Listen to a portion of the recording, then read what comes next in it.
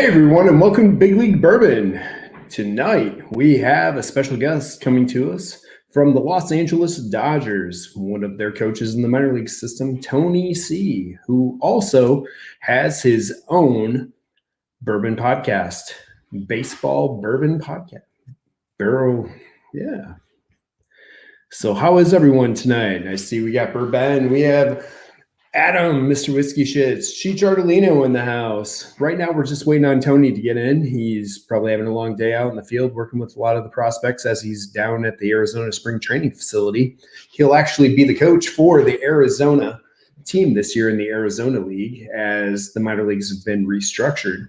So he is getting ready to get after it after the draft comes this year and they start the short season.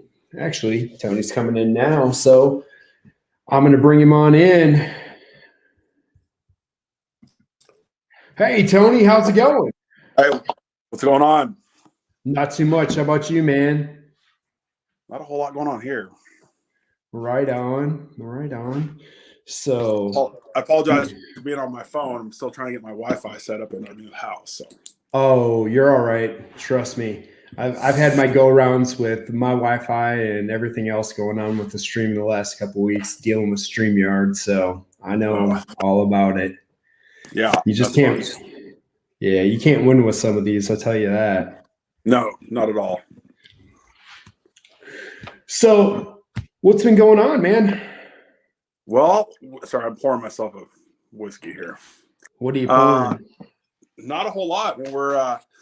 We're in the middle of our extended spring training out here in Arizona, so we're kind of grinding away every day. It's been a lot of fun, actually. Nice. I remember those good old days. Definitely fun times, man. So, what'd you pour yourself? I went with the Riverset Rye. Nice. Very nice. Have you had any of the BR distilling stuff? I have not yet. It's good. They got the Blue Note bourbon. Okay. They got a 9-year that's really good. They've got this Riverset Rye.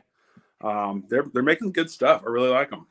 Yeah, I've seen a lot of their stuff online and stuff like that, Yeah. but I have not been able to get any near me. I'm in the kind of in between the Chicago and Milwaukee area, and we haven't got any distributed out here yet. So, but I've been on the lookout for it. I've heard nothing but good reviews, especially on that 9-year so far. Really good. That the Blue Note, the juke joint. I mean, for a $30 bourbon, it's really good. You can't beat that. That sounds like a good way to get a good new everyday pour going on, man. Yeah, that's it's kind of the same for that Riverset Rye. It's like in that same price. Okay, so it's definitely nice to get something at a good price that's enjoyable. Yes, that is 100% a fact right there. Yeah. What's the distribution like out that way? Because I know here in Arizona it's not great. It could definitely be better, but we have access to, some good stuff now and then. Yeah, we seem to get a lot of good things coming our way. I really can't complain about what we get. There are a couple things I'd like to see it. I think all of us would, and that's like Old Carter coming this way, or I mean, we saw a couple of the more boutique things show up. We just finally saw St. Cloud come to our area. Okay. It's solid, but the one we got here, we got the 7-year, and it's running in at like between 149 to 169 at the shops here, and that's a hard push on my end for a 7-year. There's a lot of other really good Kentucky 7-years out there for that 35 to 40, maybe 50 point, especially the Heaven Hill 7-year that they put out that has become semi-allocated now. Like, I mean, I see that. I picked one of those up last week for 36. So it's a hard push for me to buy another 7-year out of Kentucky for, $130 more, Yeah. I was going to have their guy on my podcast, and Michael, I think is it Michael? Is that Michael? No, I can't remember his name. Okay. He was going to come on. So it was kind of the same thing, like researching kind of his thing and what they've got going on. And it sounds cool, but at the same time, it's a rather expensive bottle. Is it special? I don't know. He sent me a little sample of it. I still haven't cracked it open yet, but it's the same thing. Yeah. Here, I don't know. That's a tough sell for me. It's got an Apollo topper though. Copper's cool. There's also one with a horse that you can't find anywhere, but that's all right. Okay. Right on. Is that like the 13-year one? Oh, you're talking about Blanton's. I thought you were talking about St. Cloud's other one that's like a 13-year. And then I was like, oh man, he just dropped a Blanton's joke. I missed it. Sorry. It's all good. Oh, you're all good. You're all good, man. Yeah. So other than that, I mean, we finally just got Smoke Wagon in the area like a month and a half ago. I mean, I picked that up at other places, but we finally just started to see like the uncut unfiltereds, and we got a couple of the rare and limiteds that hit the area before that program kind of got shut down recently. So hoping to see more of that stuff roll through, but we'll just have to see what happens here. Yeah. But I mean, as far as allocated, I see a good amount of it, Right. It's a good area for it. There's a lot of good stores. So it's weird though. Like the people I've talked to, it seems like Colorado's the big state that like out west that they get stuff first. So Colorado used to be kind of the leader in, some of these craft distilleries. It's a big market. I know Denver gets a huge amount of tourism. So a lot of those bottles go there, and Phoenix just really isn't that big of a tourism area. There's a ton of people moving here, but for tourism, it's just not that good. So we're kind of later in the game in terms of getting some better bottles, I think. Right on. Yeah, I've pulled a couple decent bottles out of the Denver area from a couple different people, like some good store picks. Like I got a Nulu Toasted from there. I got some of the Old Forester barrel strengths from there. Nice. So it seems like they got some good pull there. One of the guys that hangs out at the show frequently, from Livewire Whiskey, he's in the Colorado area, and he was just in Denver and pulled some really good stuff. I was, like what they pull is pretty amazing, if you ask me. They got a lot of good distilleries there too. Yeah, definitely. Yeah, a lot of good stuff's popping up in that area with Old Elk and Stranahan's and 291. Like they sent me that maple finish 291, and I've had other maple finish ones. This one, it had a strong hint of it, like it wasn't overpowering, but like it was really good. It was super good. I'd have to say it's probably one of my favorite maple finish that I've ever had, because like I said, the other ones they're too sweet or just too much going on. Yeah, I really like them. I like Boulder and Bear Creek. Both those were really good too. Very nice. Also, apparently they all start with B. Yeah, I guess so. One of my guys, Tim Evans, he's here in the area. He just said that Cigar Blend's back around in the area. I haven't seen that in like a year and a half here. So, Tim, I'll be on the lookout for that. Love to score one of those for the shelf. Yeah, right. That'd be kind of good. Yeah, I picked up a Murray Hill 2 weeks ago, so that's pretty good. Definitely pretty good. It's a little different. I like it though. So if that Cigar Blend's going to come in even better than the Murray Hill, I'll be happy with it for the price. Yeah, for sure. Right. So what would you say is your go-to bourbon? Your everyday pour? So my everyday, if I'm going to go with a bourbon, I'm going with the Russell's Reserve 10-year. Okay. It's always on the shelf. You can find it anywhere. Like it's $30. I like Wild Turkey products. I like Russell's Reserve. I mean, Wild Turkey 101. I'm in on those guys all day, every day. Can't get into the Beam stuff. It's just not for me. And I know everyone loves the Bookers and all that. It's just I don't know if it's just the overall profile that's just not really for me, but I definitely dig the Wild Turkey stuff. Right on. And that's one thing that's awesome about this is everybody's got a different palate, and there's enough variety out there where you might not like this, but you might like that. And, it goes that way for everybody. I've had some Beam stuff I like, but I'm right with you. Not all of them are right up my alley. No. I definitely like the turkeys. So you on the lookout for that 13-year Russell Reserve? I've not seen that anywhere. I have not. I want to find either. that one. Yeah, I want to find that one. Last year I got the Master's Keep, Maker's Keep, whatever it's called. Bought that one. I was going to save it for my 40th birthday, but the night the Dodgers won the World Series, I had been enjoying myself for 9 innings heavily. And so I busted that open once we got that final out. And so that was a good one. That's actually probably one of my favorite ones that I've had. Nice. I drink that any day. Yeah, is that the bottled and bond 17-year? Yeah. Yeah, that's a hell of a pour, man. It's really good. And I haven't had any like the Decades or some of those other ones that they come out with, but I don't think at the time I even realized that those Wild Turkey products were definitely more up my alley. Right. Yeah. I'll have to hook up with you and get your address and send you out a little Wild Turkey special. I came across a whole case of Austin Nichols Wild Turkey from 2007. So I'll make sure I get you out a sample of that. Yeah. It's a little different. It's definitely a little different, but it stays on profile. You'll see the differences, and they're good. Yeah. They're good differences in my opinion. So nice. What's your go-to daily? My daily, I do the Turkey 101, and I also go with like Old Ezra 99.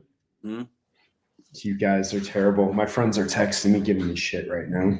So go wear it. In the middle of the stream, it's always fun. They're all together in South Carolina. We're actually doing whiskey and bourbon weekend together. I fly out tomorrow morning to it. So there's half the groups there right now. So it's text message barrage right now on my screen as I'm talking to you. I believe it. Yeah. Yeah. I like Elijah Craig. I can go ahead Elijah Craig. I just got the Elijah Craig Rye just came out here a couple weeks ago. Really like that one. I tried to really stick with anything I can find at any time, because I know, like, especially out here, and not for like a daily by any means, but it's always nice to be able to find something that's available that you like. I mean, I'll go Old Forester 100 any day too. Yeah, that's a solid pour, man. Every once in a while, I'll see that go on sale here. We had it on sale a month ago, and it was buy two bottles. If you bought two, it was $16.99 a bottle. Yeah, I mean, they'd be gone. And how can you go wrong with that at all? Nope, that's good stuff.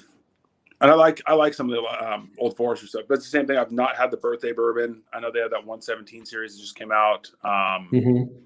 What's the other one? They had another special edition one. Just haven't seen the 150.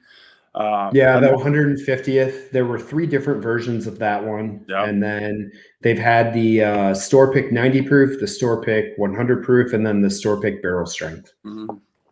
I've had the single barrel. I haven't had the single barrel strength yet. But I'm still hunting that one. Yeah, I'm hunting that one. I've got a 90 and I've got a 100. I don't have the barrel strength yet, and I want to try that. Yeah, I know I got a sample coming my way from a buddy. I'm pretty stoked to try that one out. Nice. Yeah, that's definitely a good one. So what would you say is a unicorn bottle for you? You know what?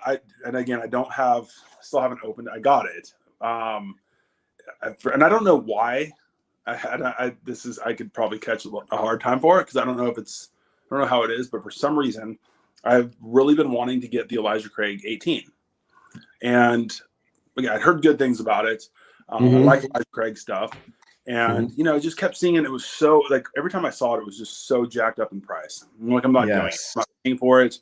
And so there's a dude that I know that's in the area that sent me a text and he goes, hey, like, we got some Heaven Hill stuff in. If you're interested, I've got a bottle with your name on it. And I said, yeah, man, like, how much? I'm waiting for that text back to tell me, like, it's only 300. And he goes, oh, it's 140. And I said, all right, go ahead and hold on to that. I'm going to take it. Count me in. So yeah, for sure. But I kind of have, like, I got that, and the same day I got the E.H. Taylor barrel proof. I saw that on your feed. I was pumped to get that one because I like E.H. Taylor. And it's nice because there's a number of stores around here you can find it for $36, $37. So I try to grab that anytime I see it. I'm just not going to pay secondary prices for that. No, not at all. Yeah, I see the small batch go for 80 to 100 around here on the secondary, and that just kills me.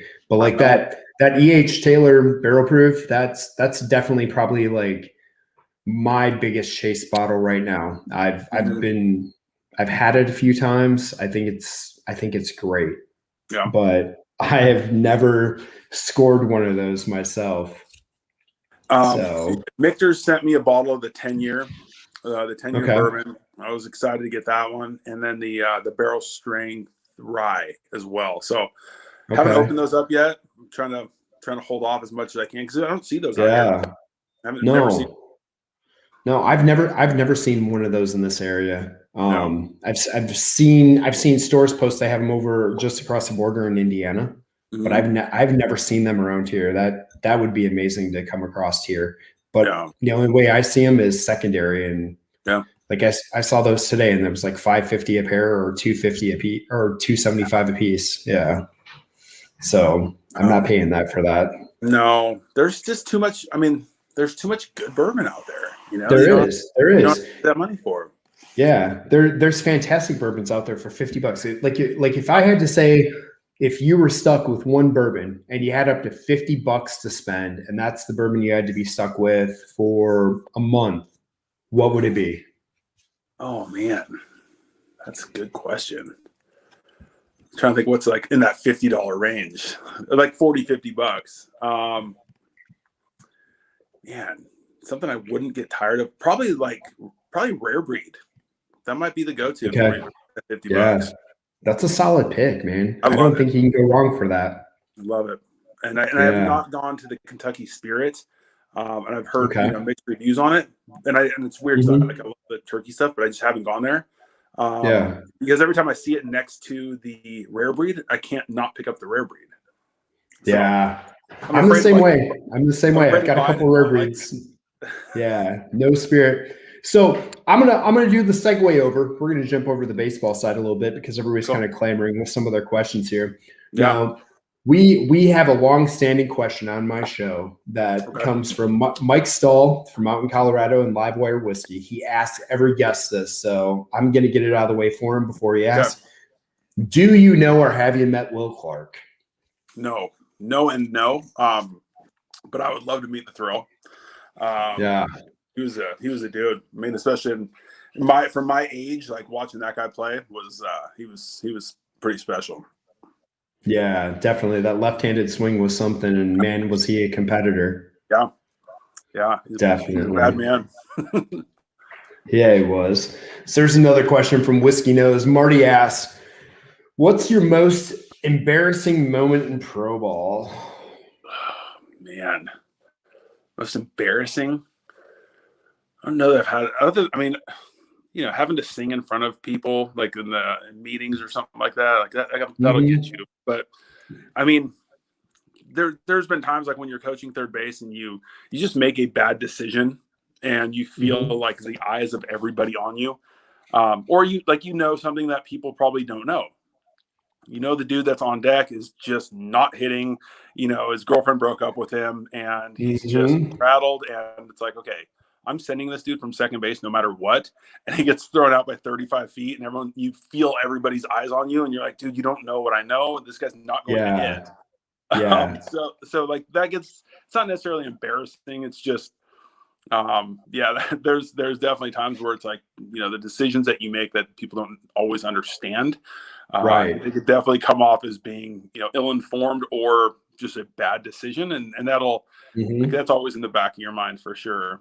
But in terms of embarrassing, probably nothing. Yeah. For me, I know what you're talking about there.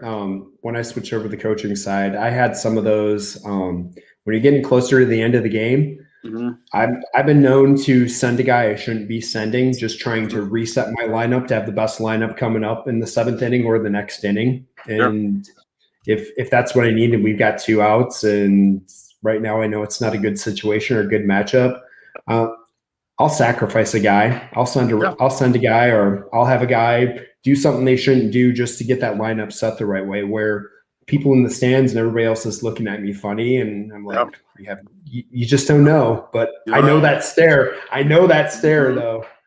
Yeah, I would say it wasn't embarrassing, but so I got hired by the Dodgers in August of 17, finished out the season. So spring of 18 was my first spring training. And since I live local here, they had me go out. And, one of the guys that was kind of running it with the early group, he goes, hey, just go down to the big league cages. If anybody needs some BP, throw to them or tee or flips, whatever. I'm like, all right, cool. So my first day, I'm 20 minutes in. And I'm sitting in the major league side, and Matt Kemp walks up and he's like, hey, can I get some flips? And I'm like, okay, sure, Matt Kemp. So I throw him my first flip, and I was a little nervous. It's my first spring training. Never met Matt Kemp, and I throw him like just an underhand flip, and he swings and misses, and he steps out and he goes, "Well, this is going to be a shitty year." And I was like, "Oh my God, dude, don't put that on me." Like that, I feel terrible, you know. So now, like, finally we get through it, and I'm still a little bit rattled, and I have to go out to the field to go hit some ground balls. And the first guy I'm hitting ground balls to is Cody Bellinger. And, they're going infield in, just working on, like nice and easy, field it, get your feet underneath you and make some play. And, this is the reigning rookie of the year. And my first ball at 9:00 in the morning, the grass is still wet. And I just backspun the hell out of him. And it came up and almost got him in the teeth. And I'm like, good Lord, like, I had Matt Kemp swing and miss. I almost just took Cody Bellinger's teeth out. Like, this is not a good day. So that took me a little while to get over. Yeah, for sure. For sure. I just saw some highlights of Matt Kemp working out with Team USA, trying out for the team right now. Man, that was a crazy sight for me to think that, what is he? I want to say he's 36 now. Yeah, right about there, 36, 37, and to see him be in that position, not be on the big league field, that it's surprising to me, as dominant as he was for the time that he was, that, this is it. This is his shot. He's taking that shot at playing in the Olympics. And if he doesn't make it, he's probably hanging it up, Yeah, possibly. And he's such a good dude. Like, he was always, you get some of those guys that are they're super cool. They're super gracious. So that part's a lot of fun, when you got those kind of guys out there that you get to see on TV, and then you're kind of flipping to them or hitting them ground balls. Like, that's a lot of fun. Yeah, definitely. So in your coaching career, whether it's been high school, college, or here in pro ball, who is the one player that you got the pleasure of coaching that still sticks with you? That's your number one guy that you got to coach? Man, I mean, what was weird is, like, when we get guys in Arizona that are on rehab assignments, and again, not to say by any means I was like coaching him, but right. You worked with him though, so yeah. 2019, Kike Hernandez was down on a rehab assignment, and that guy played harder than like anybody I've seen. And he's on a rehab assignment, and it was just such a good example for young guys that we had about, just going about it the right way and how to play the game. And, he's going first to third on balls, and he's, just sometimes you get guys, even AA or AAA guys, that are on rehab assignments, and they're going out playing to, check the box that they're playing games and being a little bit careful. And this guy's going just full speed, 100%, like running through a wall, ground ball to the infield, and he's busting it down the line. I mean, that was just such a great example for young guys to see, watching the way he went about it. So that part was cool. In college, we had a few guys that have made it to the big leagues that were a lot of fun. Sam Haggerty with the Mariners. The year before I got to University of New Mexico, Mitch Garver was there. And so getting to know him a little bit and just watching him work was a lot of fun. Alex Bregman was always out when we were at the University of New Mexico because he's from there. Just watching the way that he would work was a lot of fun. Even when I was coaching in high school, we had Kyle Higashioka, the catcher for the Yankees. Eric Falia, he's actually on that Team USA roster right now, who might be one of the best pure hitters I've ever seen. He was incredible. Henry Owens, his left-handed pitcher, got up to the big leagues. So we had a pretty stacked high school team. That was a lot of fun. Yeah, you did. If you had Henry Owens, he was dominating when he was in high school. I remember seeing everything Baseball America, MLB leading up to the draft. That guy was lights out. Yeah, we had him, and we had Kurt Heyer, who was he ended up going to University of Arizona, and he was the Friday night starter as a freshman and pitched there for 3 years or 4 years and was an All-American, I think 2 or 3 times, and won the College World Series. So we had a really, really good group of guys that continued to play for a long time. So that made it a lot of fun. Then, even in pro ball, just some of these guys that are coming up that are young guys when we've got them, and now they're in AA, and that they're kind of knocking on the door and hoping to see them get a chance. So like that part's a lot of fun. Definitely. So another question: who is the guy that you coach that just blew you away, was lights out, but has never made it? Guys that are still playing, or guys that are done playing? Guys that are done. Because we've all had those guys that just blew us away with their raw talent, but didn't make it, and everyone didn't get the pleasure of seeing them the way we did, and blew our minds. Man, I don't know that I've had that yet in pro ball.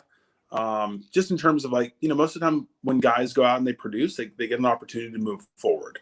So most of those guys are either still playing and still have that goal in front of them, or they're not playing, but they weren't probably as good or as projectable as I think that they would, or people would like them to be necessarily. They were, maybe overachievers and put up numbers, but they didn't project out to be, big league guys. Right. So I think more of them were probably in college that were, maybe draft picks. And most of them had like tools. We had Luis Gonzalez, who's playing for the White Sox now, and he was just so tooled up. And there's no surprise that he's still playing. We had a couple guys there. Jack Zellner, who was drafted by, I think, the Phillies and went to the Orioles. Carl Stadjahar, Chris DeVito. So we had some guys that were all drafted, and they had a major tool, and for most of them it was power or just hitting in general. Either couldn't, the tool didn't translate to pro ball, or it just never showed up, or they didn't have another tool that they needed them to have for the position that they were playing. So I don't know that there's a lot of guys that had a tool that I think that could have continued to play, and a lot of it too depends on what organization that they get drafted by, based off what those guys value and what other guys don't. So that's kind of a tough one. Right on. So I'm going to transition again really quick. So you run your own podcast. You have some of your episodes on YouTube. You have them over on Instagram. If you guys don't know, Tony is Barrel Proof Baseball Podcast. Go give him a follow over on Instagram. Check him out here on YouTube. But I'm going to segue over to Tony and let him talk a little bit about his channel, because just like me, he's out here celebrating the two most American things possible, baseball and bourbon. So it's got to be good. Yeah, it's funny, man. So we had, we were sitting around in the outfield one day, like kind of chatting with one of the other coaches, and he's a big bourbon fan as well. And 2018 and 19, we got to go over to Ireland, and so we were doing all the distilleries over there, and we were coaching the national team over there for a week or so, and just got really interested in it. And so I started to have a conversation with a friend of mine who I work with, and he's like, "Man, you got to do something like between the two of them." And so it was kind of, at first it was weird because I was trying to find guys that were into both, and my first couple of guests were not into both. They'd go out and have a beer or whatever, but like they weren't really how bourbon nerds are. Like, we really like it, we like talking about it, and we can really sit down and enjoy the conversation about bourbon. But I didn't necessarily have that crossover right at first. So, started to reach out to more distilleries, and, obviously there is a perk of getting bottles sent your way to try out and talk about. And yeah, definitely. I mean, that's nice, especially like like yourself as well. Like, we're not in an area, and we're not in Kentucky or some of those places that are getting a lot of the bottles. So being able to try some bottles that aren't, readily available here is a lot of fun. But, just reaching out to more distilleries and reaching out to more people in baseball, that's become a really fun conversation to have with people. And then there is both sides. Like, there are people who are kind of more into bourbon than others. There's some bourbon people that are into baseball. There's some that really aren't. So I kind of transitioned from, trying to have like the marriage between the two, into like, let's just talk to one or the other. And so, you see like the baseball views that get, X amount of people on the views or downloads. And for me, like, my bigger following is from baseball versus bourbon.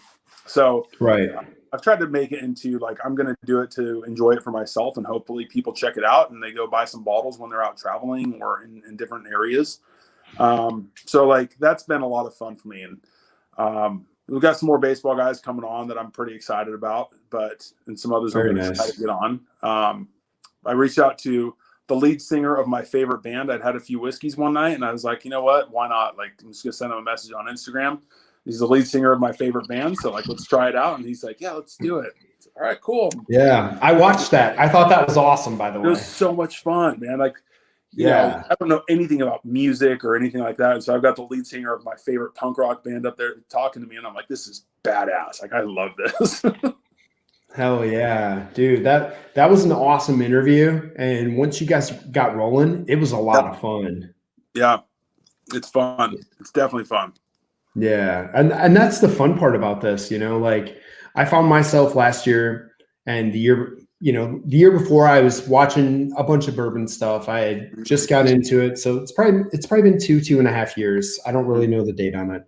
And I started to get into this. It was fun. I was trying to learn more on YouTube, caught some of the channels, started talking to other people in them and being part of the chats, the live chats and stuff, the live streams. And the more I learned, and like, man, the community here is absolutely amazing over on YouTube and even on Instagram. Like the Instagram communities are growing as well, and everybody's just completely awesome.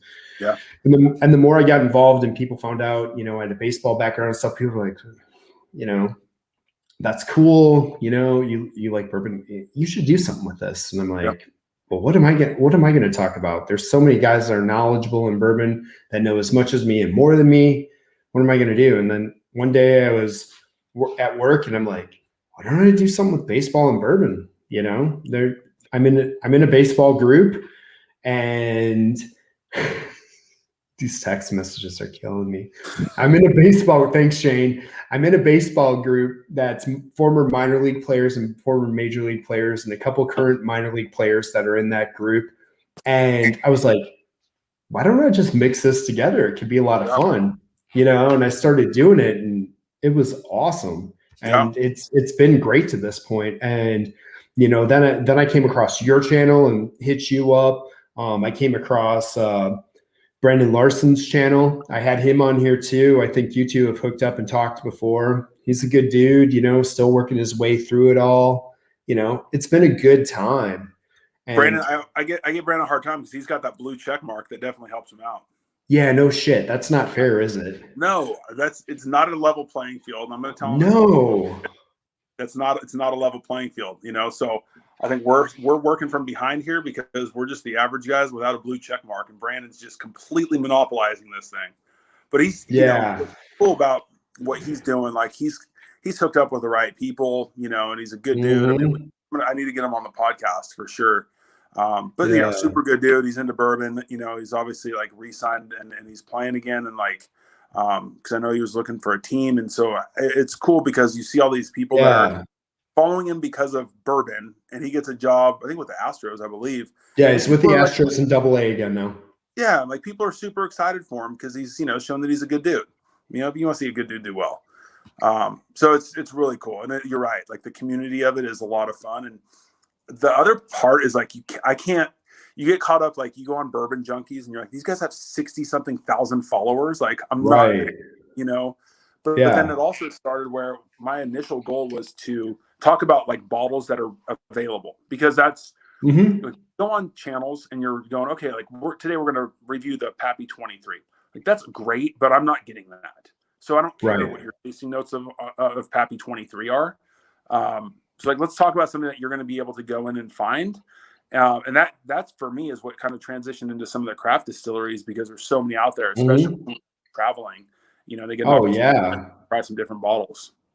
Yeah. And like, I see a lot of the craft distilleries here in the Illinois and Wisconsin area. Like we've had some that have been around long enough now that they're starting to get some national recognition, but not quite the ado they should get. Like Driftless Glen puts out one of the best barrel strength ryes it's the best one I've ever had.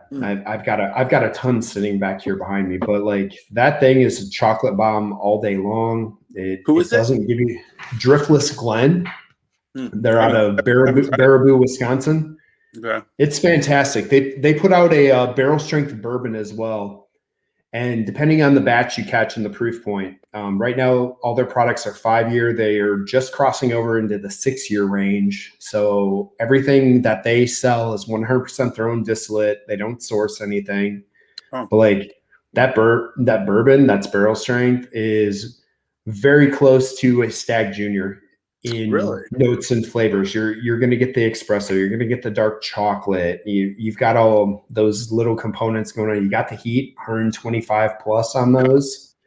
I mean, and for me, it's accessible. I've started to see it like Don's out in California was carrying barrel strength picks. Throughout Illinois and Wisconsin, we're starting to see those picks come out too. So it's definitely grown, and they're starting to spread out a lot more. They're at the point now that they consider themselves just a step above a craft distillery for the amount of distribution they have. So that's pretty exciting. But like in Illinois, we have some other ones. One that I've recently tried was Opadan. They put out a couple fantastic products. They've got a bourbon, and then they've got a 4-grain. The 4-grain gets a lot of acclaim, but I like their regular bourbon better. And I just think it's more of a hitter. It was really good and surprising to me. That's another bottle that's like that $35 to $40 range. I was like, oh, okay. Yeah. I like finding those, man. Yeah. I really like the stuff from BR Distilling, like the Blue Note and the Riverset Rye. Frey Ranch has been one of my favorites. I got to try their barrel strength store pick. Yeah. It was awesome. Absolutely awesome. I've got a guy sending me hand delivering me a bottle of the regular, and I'm hoping to get a bottle of the barrel strength because that barrel strength was so good. Outstanding. So the owner and I went to college together. We didn't know each other in college, but we went to college together. And then you're at Reno, right? Yeah, Reno. And he sent me a bottle, and then a few weeks after we talked, like he randomly sent me a bottle of the barrel strength, and I was super excited because he sent me a sample of it first, and it was really good. So that bottle is it's outstanding, and I think that's one of those bottles that I think if it was more widely distributed, I think it would blow up because I think it's so good. Yeah, and you could kill somebody with one of those bottle toppers if you're having a bad day. That is the heaviest bottle I've ever felt. It's unbelievable. Yeah. I thought the Bardstown bourbon bottle toppers were heavy until I saw a Frey Ranch one. I was like, holy shit. Yeah, it's nuts. Yeah, that one. And the other one I've liked is what was it? Oh, Penelope. I really like Penelope. Okay. Yeah. I like the barrel strength. Yeah, they're doing some great stuff. They're out in New Jersey doing some amazing blending. Yeah. I haven't had the rosé finish yet, but that's I like the barrel strength. I'm a big fan. But Frey Ranch right now, Frey Ranch and Blue Note are definitely right now taking the cake for me. Right on. So either one of those would be kind of your must-have or your secret hitter that nobody really knows a lot about yet. Yeah. Or do you have one of those still up the sleeve? No, I got a store pick of the Broken Barrel rum cask finish. Okay. And that it tastes like funfetti birthday cake, which is a 40-year-old man I shouldn't love as much as I do, but I absolutely do. Hey, I have 3 kids. I'm right there with you, 9, 5, and 5. So I got you. Yeah. So I'm in on that one. That was good. Coalition sent me a bottle of their, it's 100% rye finished in a Bordeaux barrel.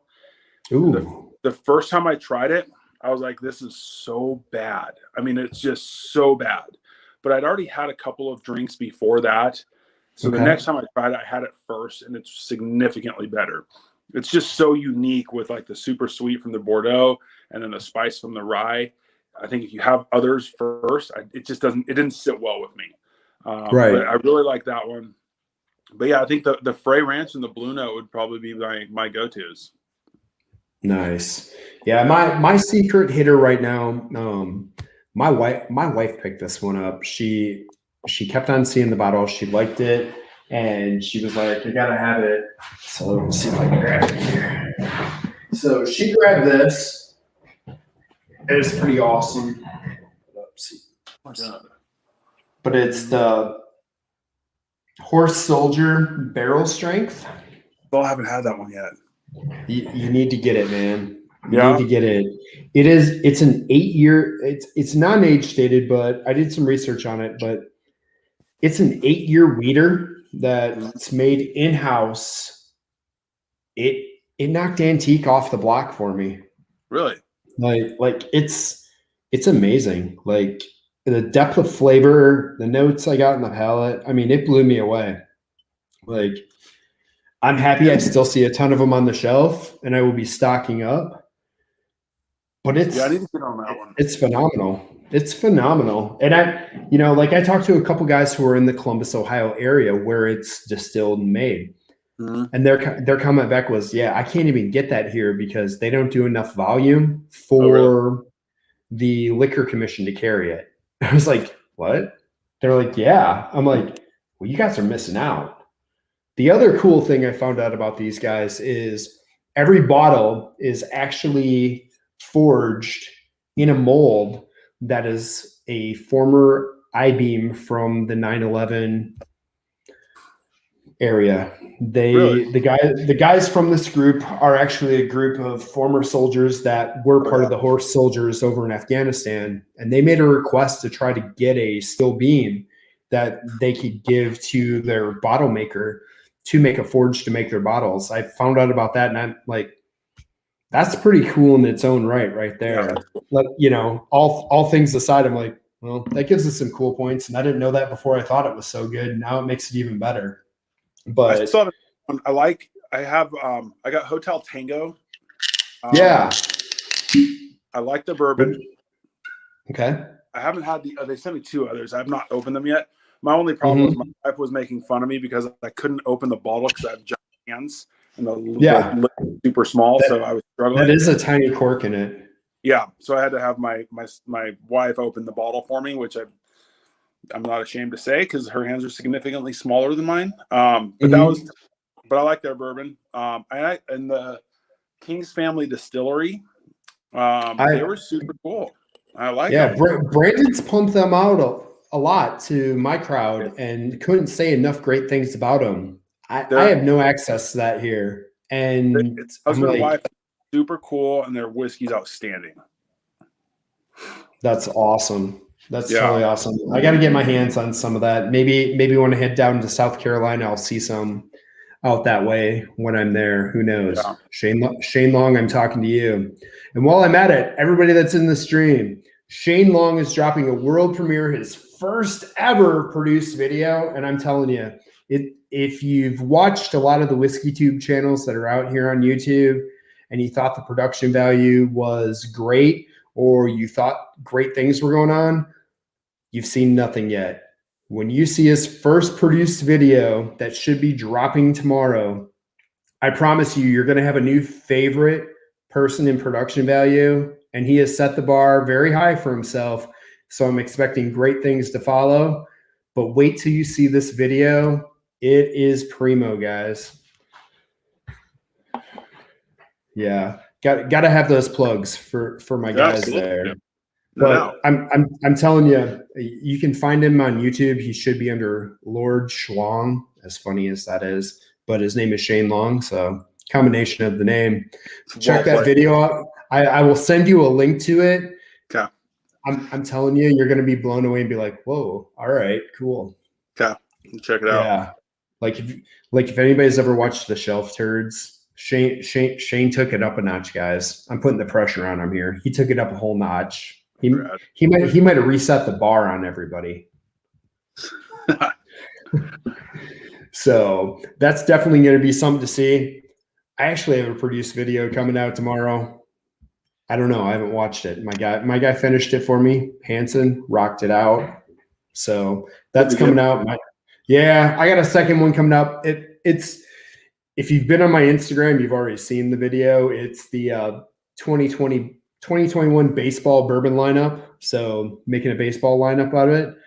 Nice. If you haven't seen that, Tony, check it out. It'd be a good one for you to throw down. And if you need a lineup card that's set up that way, tell me. I'll send you one because I also do illustration and graphic design as well as work at a large screen printing shop where we kick out amazing items for guys at Whiskey Tube and around the country. So I can drop you some good stuff for some of those lives. But yeah, On that note, are you strictly bourbon, or do you jump in on anything else? I have Irish whiskeys here. I originally was your random everyday bar guy, bounce around from your beers, your captains, things like that. I grew up with my family owning a bar, so I got the whole wide gamut starting out. Sure. After during baseball, I switched over to Scotch to slow things down a little bit, something that I was sipping on and not pounding down, because those early mornings come fast, and trying to stay attentive doesn't work well when you're out slamming captains or mind eraser shots or, quarter beer here and there at every stop in a minor league town. So I switched over to Scotch and bounced around through that area for a while. Then I transitioned over to the craft beer like everybody else did for a little bit. And it got so far out there. Like you would try to chase certain things, and then all of a sudden, no, it just got to be too much. Got into the bourbon, eased in with some Elijah Craig was my first pour on the bourbon side. Worked my way through the old fashions until they got to be a little, too sweet. Started doing some tastings, and I worked my way up through the proofs. And now I'm a guy who likes 100 proof or better. Not going to lie. Anything under is usually a little bit too low. I can pick apart and find something that's missing or something I want a little more of. I've had a couple that are really good that are lower than 100 proof, and Elijah Craig, I'll still go to it. I'm not going to lie. Yeah. I like it. Even that 18-year, like you were talking, that's fantastic. It's 90 proof, but there's so much depth and flavor in it. I'll go to it. But otherwise, I like my proofs. I like them high. I'm not going to lie. They can get the best of me sometimes, as people know. It happens. Yeah, but it happens. The depth and flavor and just you can pull so much out of something that's that high proof. It's fun. Yeah, I'm with you. I do like the high proofs. Some of them get a little absurd in terms of sometimes they get to a point where they're just hot. But I'll definitely go with like the Elijah Craig barrel proof. I do like that one. That's that one and the rare breed I'll definitely go to. Yeah, I was out trying to catch a B521 today because I heard they dropped in my area. Oh, really? So I ran out at lunchtime, tried to find one real quick, but they were a no-go. So I was hoping to get one. I've heard mixed reviews on them. I've heard a few guys say they're I don't know. I've been really happy with them when they were over that 120 range. The A121 I like. It feels like it's missing in a couple areas for me. I think if it was a little higher proof, it would be a bomb one for sure. I love it. I never saw that. No, I never saw it one time on the shelf. I probably had 4 of the C920s, but you got 4. You got 4 of the best ones then. I loved it. I absolutely loved it. And I found it out there a few times. I loved it, but haven't seen the A121. Yeah, for sure. Yeah, and if you need some, I'll send you out a sample of that so you can see what you think of that. So once again, just remind me, and I'll hit you up with a sample pack. I have a large stack of things that need to be hand delivered sitting over to my left here. Okay. So I need to get on that next week. That's for sure. So in the different Elijah Craig barrel proofs you had, which one's the best one, and how far do you go back? I only go back maybe the B519. Okay. I believe was like the first one I'd had, like at the time. And that might be the first one. That might be the first one. But yeah, and I had all the ones in 20, and the C920 I thought was the best by far. So yeah, I don't go back that far with the Elijah Craig ones. Okay. Now, have you had any of the Larceny barrel proofs? I was going to ask you that. Yeah, I did, and I liked the B520. I like Okay. that one. That's the only one I've had. Okay. That one was really good. The most recent one, it was a little better, but I still went back to the one you're talking about for sure, that B520. Yeah. The C920 missed for me with the larceny. It just did. I've actually had some better store pick larcenies than that C920. Like I recently just had one from a store in this area, Gold Eagle in Libertyville. Those guys do tons of barrel picks, and that barrel pick they did this year was phenomenal. And it was a 6-year. Interesting. It was awesome. And then they came out and sent an email out to all of us telling us that if we want another one, we better get in and get it, because now larceny is going to hold back their barrel pick program. Really? Yeah.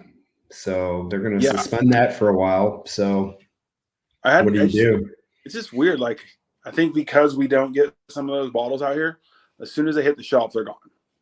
Yeah. Because I paid a little bit over for the Elijah Craig toasted barrel.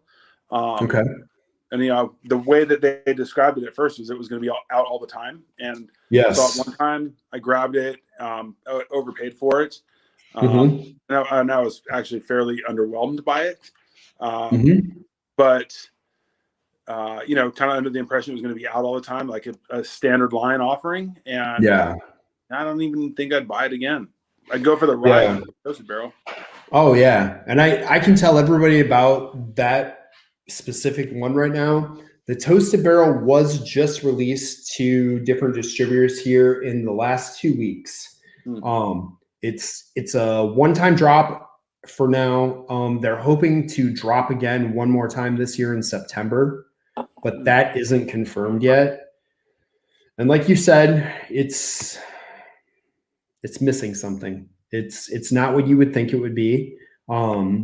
I've had other guys that have taken and mixed it. I had one person who mixed it with the EC rye, and it was by accident. Their mom did that. They accidentally poured both together, and they said it was fantastic. They said it pulled it together, and they both finished each other off perfect. So I'm gonna have to try that, because I've got like 3/4 of a toasted barrel here, and I have my EC rye. So I want to make that toasted barrel go somewhere, like you're saying. Yeah, it just didn't do it for me. I'd go with an Old Forester 1910 or a Woodford Double Oak before that one. Yeah. That Woodford Double Oaked, it blows away that EC. The other one, the other EC coming out. Have you seen this? So this is going to be the other one coming out this year. Instead of the toasted finish, they're actually bringing out a EC that was finished in the Bourbon County barrel. So the Goose Island Bourbon County barrel stouts, they finished the EC in those because they did an Elijah Craig version of the actual stout beer this year, but they did a vice versa. So we're going to see a stout finished EC this year. Interesting. Yeah. I'm kind of curious to see how that goes, because the stout finished Jameson's pretty damn good. Yeah, I like the stout one better than the IPA. The IPA one was. I thought that one was pretty yucky. Not a fan. I like Jameson. I love Teeling as my go-to Irish whiskey. Okay, but they put out some amazing products. I love Teeling. Really like Teeling stuff. We've got too many of their bottles.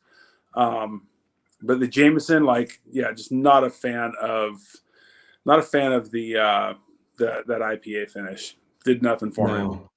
No, it was a big miss. And playing on the hot trend of IPAs, but for me, it was a big miss for sure. Yeah. Then we're definitely gonna. I think, in my opinion, we're gonna see a lot of those misses as we start seeing more bourbon and whiskey companies coming out. We're gonna see more finishings, and we've all had them to this point where there's some really big step up to the plate and whiffs, man. I think it seems like people are trying to do something different. Like make bourbon, make good bourbon. Stop trying to do it in absinthe barrel finish. It's stupid. Just make a bourbon. We'll say though, I had was it 1-8 Distilling? They have a gin. Dude, you just started talking my favorite distillery ever when you get into the Untitled's. So they sent me some little samples, and I had was it Steven from 1-8 on with me, and this dude is so knowledgeable. It was unreal. But the Untitled was really good. It was like a coffee one, which yes. Like if you can't put baseball, was that number 3? I think it was 3. Yeah. Oh, you got a hitter there. Dude, that was so good. But the gin, like they put the gin in a barrel. And I don't like gin. I think gin's gross. But they put gin in a bourbon barrel to they call it resting because they can't call it aging. And like it's got that super juniper, botanical smell, but then it goes away and it's so good.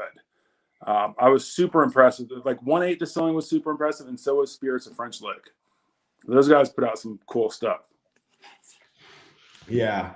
That Untitled series, I haven't had any of the district made themselves, but I walked into the Untitled's. I kept on seeing them on the shelf. I'm like, you know what?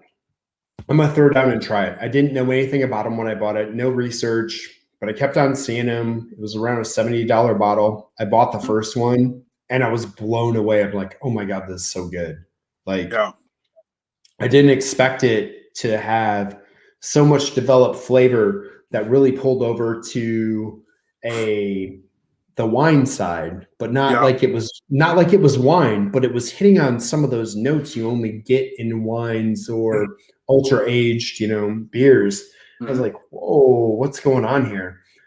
And since then, I keep on picking them up every time they have a new drop. I've got the 11, the 13, the 17, the amazing, the Calvados finish. And for those and for those that don't know, a lot that got a lot of hate around here because people didn't know what it was, but it's apple brandy finish. Yeah, that's what Calvados is, as I was informed by our guy Tim Evans, which makes a lot of sense because I have a couple different apple brandy finished bottles. I have an 18-year-old Private Select barrel bourbon that's finished in that, and I think it's phenomenal. I've tried the Bardstown apple brandy finish, absolutely phenomenal. God, these guys in their text, man, they're killing me. Yeah, but I mean, some of those are awesome, and I mean, I can't go wrong with them. So one of my good friends is being a smartass, so I'm gonna put this on the screen. He just said, "Do you go to third base on the first date?" I mean, yeah. Thank you. See, baseball dudes, man. It's baseball dudes. That's what we do. There's no holding back. No. Now you guys know. This is what happens when we get to the, that after that first hour of the show, we open up a little bit. Get an hour in, Yeah. We've had a few cocktails, the questions start flowing. Like, what's the craziest thing you've ever seen on a road trip?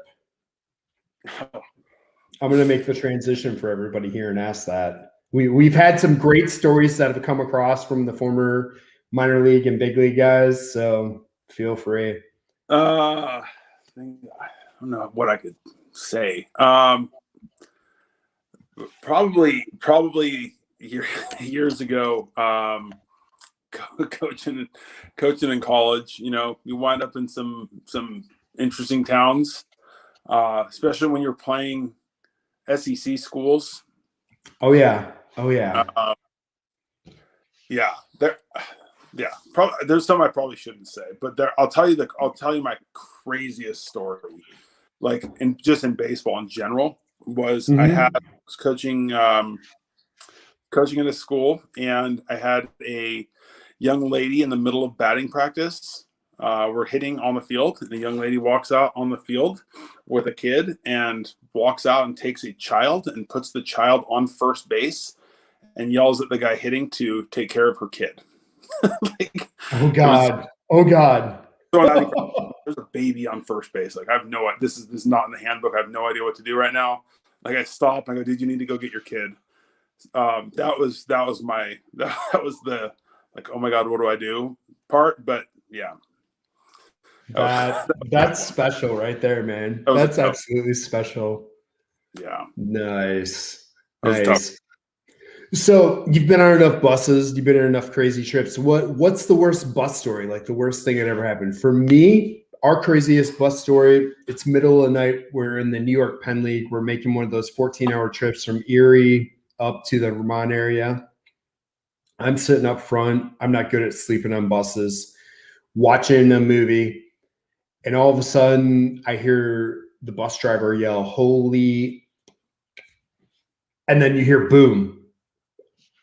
The Canadian Goose's head is through the windshield and it's flopping up and down. Blood was spraying everywhere, and you see the wings flopping. Yeah. That was a 3-hour. That was a 3-hour delay, and absolutely the craziest bus time I've ever had in my life. I didn't know a goose could fly through a windshield, but I learned something that night. Yeah. So since I've gotten hired, the year I was supposed to go out was last year. I was going to go manage in the Pioneer League. And so we'd have some long bus rides there. COVID, that year got banged. So I didn't get to experience that. So in Arizona, we have, an hour to the other side of Phoenix. Right. So nothing there, but we did have one when I was coaching in Alaska in summer ball, where we broke down halfway between Anchorage and Fairbanks. And it's an 8-hour drive anyway. And we are in the middle of nowhere. There was like a gas station there that was really not, like, it's not a place that people are just stopping and hanging out at. It was from The Hills Have Eyes. Definitely not a place we're going to hang out at or grab any of the, shady chimichangas in the middle of Texas that we've seen. Yeah. Oh God. You're not lying. No, that's a real thing. The all subs in Texas. But when we, the team's like off there and they're kind of walking around, hanging out, and guys are trying to avoid mosquitoes, and a couple guys are off walking around exploring, and all of a sudden they come running back screaming, and they're getting chased by a black bear. That was very interesting, watching this whole team try to scurry onto a bus and not let a bear come on board. That was cool. A black bear. Oh my God. Yeah. That's definitely awesome. That's one of the ones that takes the cake, because if it's not Alaska, you really can't tell that story. I'm not seeing that happen anywhere else. Like, I don't want to have to call that coach or the kid's parents and be like, "Hey, we had an incident with a bear." That's not a call anybody wants to make. No. You guys had to be laughing your asses off though afterwards. Afterwards, we got going. Yeah. Like, hey, that had to be freaking comical. Yeah. We had some really good times up there, and some of them definitely involved bears or moose. So there's good ones. That's awesome. Yeah. So what is the strangest thing besides the kid dropped off at first base you've ever seen at the field? That one takes the cake. Just the fact that she walked out in the middle of the field in the middle of practice and puts a kid down and says, take care of your kid. That one's a good one. Yeah, it's strangest besides that, because that one's so far above everything else. There's always something like, whether it's a guy dealing with something off the field, or, some of the conversations that you have with guys, trying to be a resource for them when they're dealing with stuff. First date, Mike. But yeah, like dealing with, some of their issues that they've got going on in their life. Like, you hear some random things that are very personal and interesting. And man, I'm trying to be a resource, but I'm also trying not to laugh right now as you're telling me these things. Yeah, definitely. But yeah, we've had a lot of different things to deal with that I probably shouldn't say just purely for like HIPAA reasons, I bet. But some guys deal with some things that you're not expecting them to deal with. We'll put it that way. Yes. And I've talked about it on the show before, that nice 3.5-hour CDC slideshow / video they play in spring training. I'm sure you've had this. Yeah. For I was in the Pirate system. They make you sit there through it and do not let you leave. It's brutal, man. It's brutal.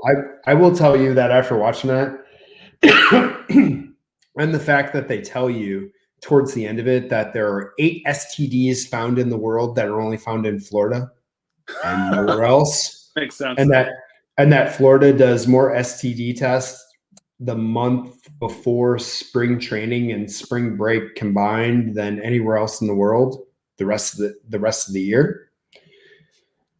Yeah.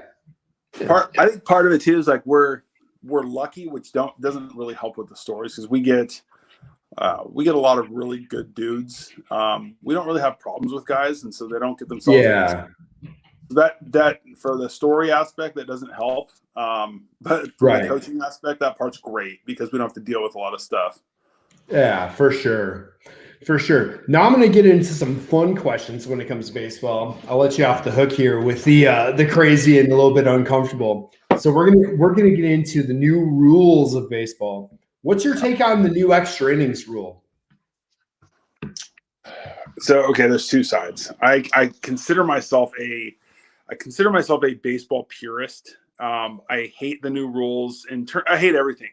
I want to be able to run over catchers. I think time limits on baseball are stupid.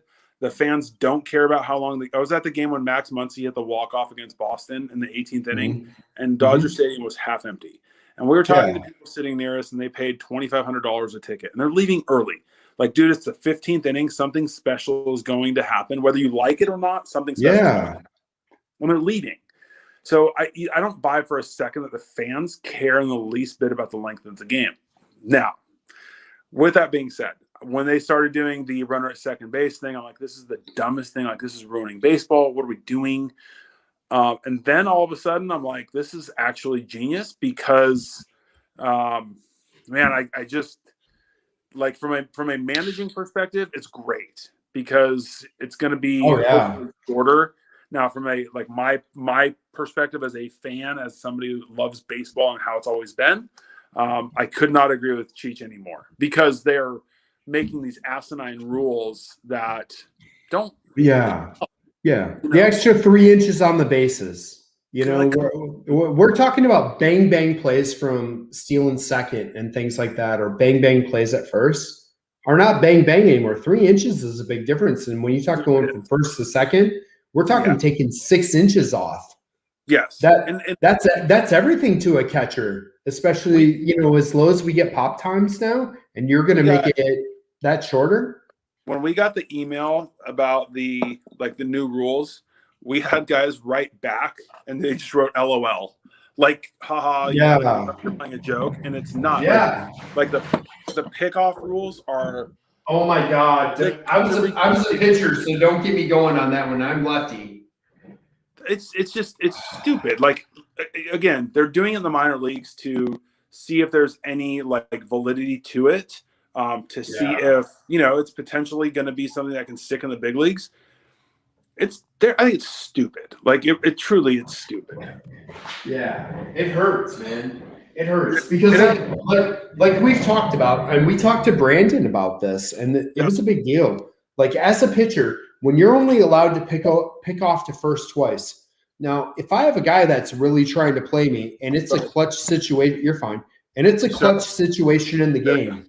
Yeah. So you're going to get that extra lead off, or you're going to fake stunt when I have a chance to throw over. And I'm probably going to when I see you do that. You're just going to set me up to the point that you can walk to second. Okay, so because after my 2 throws over, I can't throw over again, right? Yeah, and so here's my question: is like, with as much shifting as is going on, if you're a runner at third base and there's a left-handed hitter up and there's a third baseman off the line, and that guy gets halfway down the line and he's just standing there, not making a move to the plate, but standing halfway down the line, if the pitcher steps off and looks at him, it's a balk after 2 days. Yeah. So, like, they're diminishing the integrity of the game essentially by these just asinine rules. And then they talk about backing up the mound. I mean, leave it alone. Leave it alone. Yeah. No, I agree with it. And, I understand when we have guys that want to pick off over to first and throw 6 in a row over there, there's points to it. Like, maybe we have, you've picked off so many times you got to throw home at some point, Mm-hmm. or it's a ball. Something. There could have been something better that you can only pick off 2 times, and then you can't pick off anymore. And then you get an extra base if you're not out. Like how that's just dumb. Yeah. And it, honestly, to me, it started with like the 3 batter minimum rule, because for some guys, and again, like I understand what they're trying. You just walked several guys out of ever having a career that are specialists. Completely. And what happens if you've got a guy who, like, he can't find it? And like you've been out there where you might be nibbling and just missing, but you walk a guy on 4 straight, and then all of a sudden that next dude comes up, and you're going, okay, now I've got a runner on, and that's the tying run. Like I need to be careful to this dude because this is the 3-hole hitter. So you're careful, and you're just not. You're like around the zone, but you're not in the zone. And all of a sudden you've thrown 18 pitches and you've walked 3 guys. Like that's, I mean. And then on that sense, you're down for the next night. Oh, so hell yeah. Like it doesn't help you. Like it doesn't help anybody. No. And so the idea of speeding up the game to me is just insanity. It is. And I agree with you 100% on that. So Tim Evans says, what are your thoughts on Joe West? Yeah. He's not Angel Hernandez. No, he's, like he's. Do you have Joe West CD? That's all I really. Do you have Joe West's country CD? I'm going to now. I don't, but now I don't. Hey, if you ever run into him in spring training or anything else, watch out, man, dude. He carries those with him. He hands them out. I got one in spring training a while back. There's other baseball people that like to hand out their Twitter information, but don't get me started on that one. But like, dude, CDs. The problem, the hard part were umpires, like instant replay is stupid. That instant replay is ruining baseball. Like you notice, and I know it was really in the forefront during the playoffs, where a dude slides into second base, and he's safe, and his foot comes off the bag by a millimeter while his other foot is on its way to touch it. And yes, you're right. By the letter of the law, he's off the bag. And so he's out. However, like that is completely ruining the sanctity of the game. Like he's safe. The dude is safe. He beat the throw. 100%. Like I understand that it's off by that much, but he's safe. I mean, it's just like the spirit of the rule is gone. And so these guys now, like they're taught to catch it and tag a guy and keep the glove on the guy for an extended period of time in case he happened to come off by an inch while he's switching hands. Like that's stupid. Or maybe accidentally like nudge him with the rear end or the shoulder. Random things that you see that we look for because we're looking for something to happen. That when you're just watching, you're watching the foot, you're watching the tag, you're not watching the other stuff going on, and neither are they in the replay. They're watching a specific spot. It's bad. So here's my other question. I've asked this to other people, and I'm gonna have to throw this down. So you just talked about how using instant replay is bad for the game. So taking the human element out of the game, bad, right? So when we get into analytics as far as they've got, I have no problem with using video to improve your pitches or slow motion to improve the break on your ball and everything else that's going on. But in my opinion, and watching the game evolve over the last couple of years, we've watched a game go from human instinct to AI. And my problem with AI is when you're using AI and somebody else is using AI, it's telling me what we should pitch, what we should throw, and where we should move everybody. And now AI is telling hitters or the analytics department that we need to hit a certain way. And if you know anything about AI and concepting in AI is always playing back to its own strengths. Mm-hmm. So if it's telling you to do one thing on one side, it's preparing the other side to play to that strength so it wins, because the artificial intelligence always wants to win. Mm-hmm. And that's kind of where I see a little bit of things happening. We've seen pitching evolve We've seen the shifts evolve.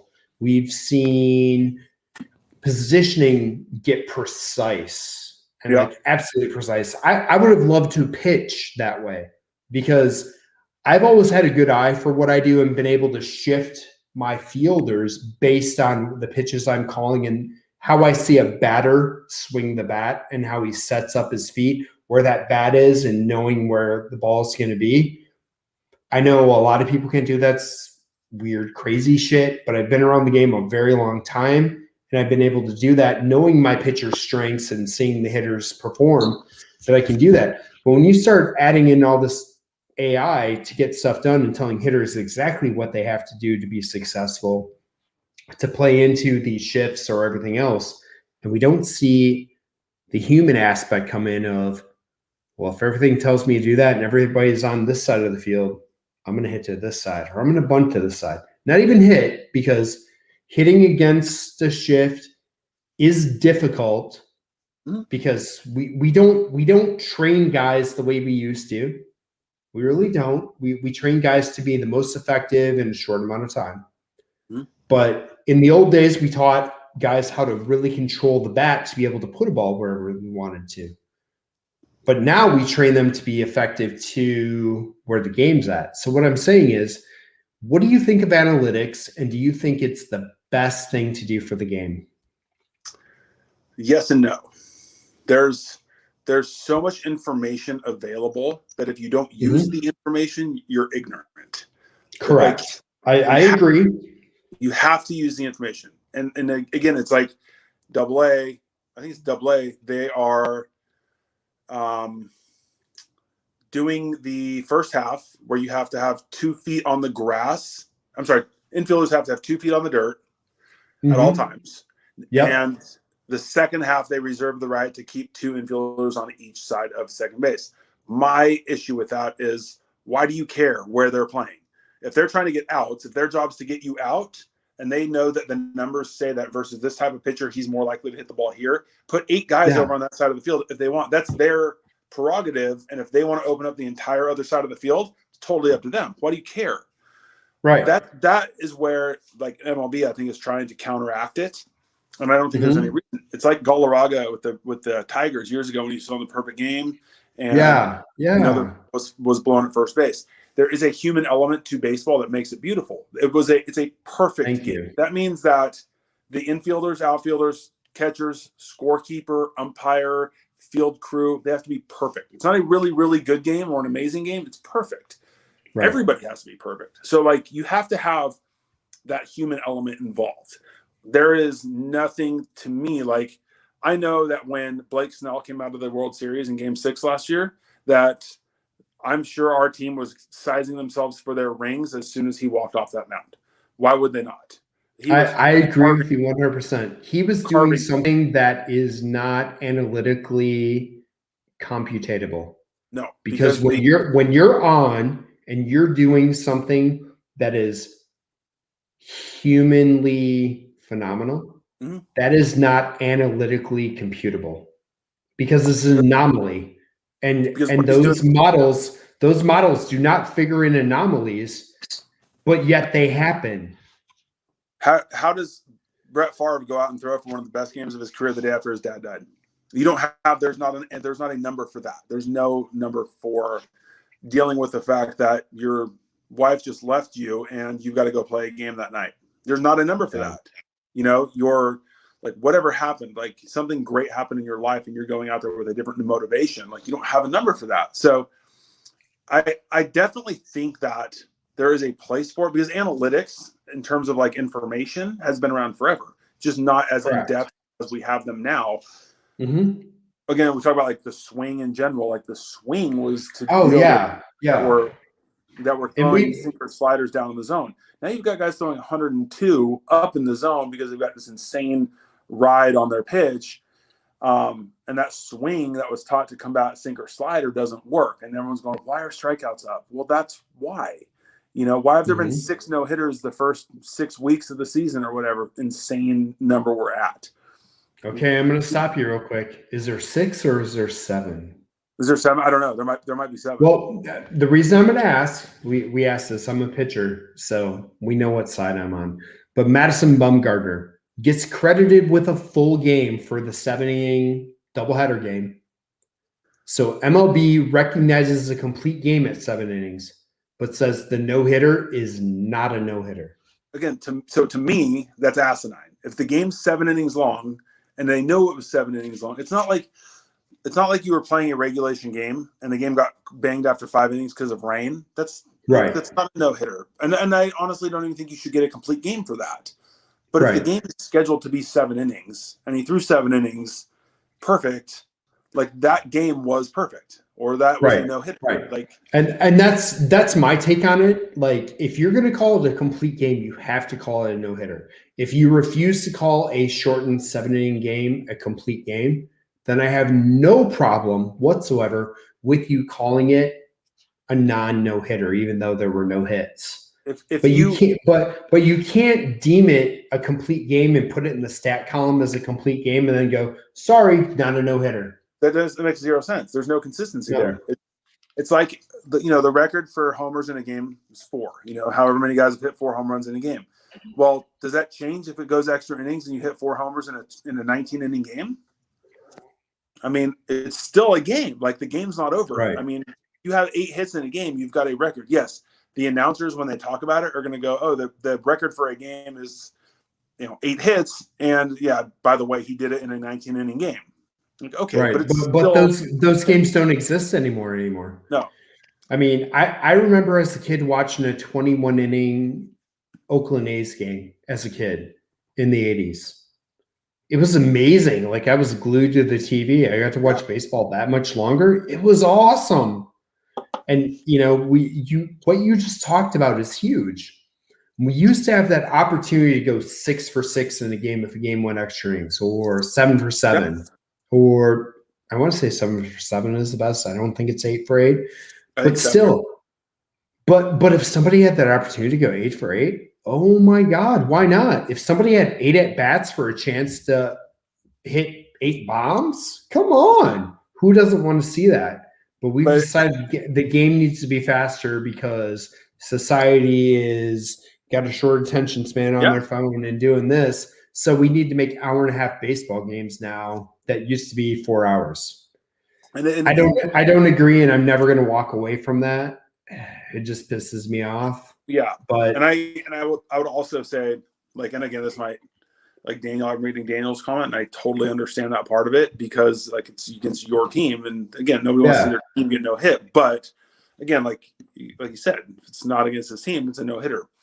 But we hear it all the time as Dodgers about, like, winning the 2020 World Series, and people are like, oh, asterisk, or this and that. It's like, okay, well, somebody had to win the World Series. Okay. There was going to be a champion. It was a season. It still counts. When you look in the record books, there is a 2020 World Series champion. And I can assure you, what people don't recognize, the challenges that were set forth in 2020 were more challenging than literally any other year in the history of baseball. The fact that you didn't have guys go down from COVID, or you had other teams get completely shut down. The bubble that those guys were forced to stay into, like, they were secluded to an extent that they've never had to deal with before. So essentially, like, you're dealing with things that have never been done before. I understand, like, when they go, well, it was a 60-game season. Okay, well, what's the excuse for the team that got last place? It was a 60-game season for them too. It doesn't matter. It was an extreme circumstance. You take anybody who has a family, okay, and has a child or has a child on the way. And there were things that happened where guys did have children on the way and had to decide during playoff runs if they're going to go attend their child's birth and miss the next 14 days or skip their child's birth. Yeah. I'm sorry, but those are major decisions, and not only major decisions for a player, but for an organization, because they're letting that player make that decision. And that could completely change everything. That could be a pitcher missing a starter missing 3 games. Which that could be in a playoff run. That could be the end. That could be the end. That could also be $1 million. That could also be based on what their contract says. If you get X amount of starts, you're getting this bonus, and you're going to go, hey, honey, I can't be at our kid's birth because if I start 2 more games, we're going to make another $1 million, and we're in a playoff run, and we could always have another kid like that. Right. Like, what do you do? How's that conversation at home going? So I think people lose sight of that. It's really easy in the fan universe to go, well, the only thing that matters is how the Pirates are doing. It's funny. The Pirates are never doing good, buddy. I shouldn't have said the Pirates, but Pirates. Hey, you can bust on them anytime because trust me, I had my career with them. I love them because they gave me my opportunity. They were one of the first teams to ever scout me when I was in the high school time at the end of my freshman year.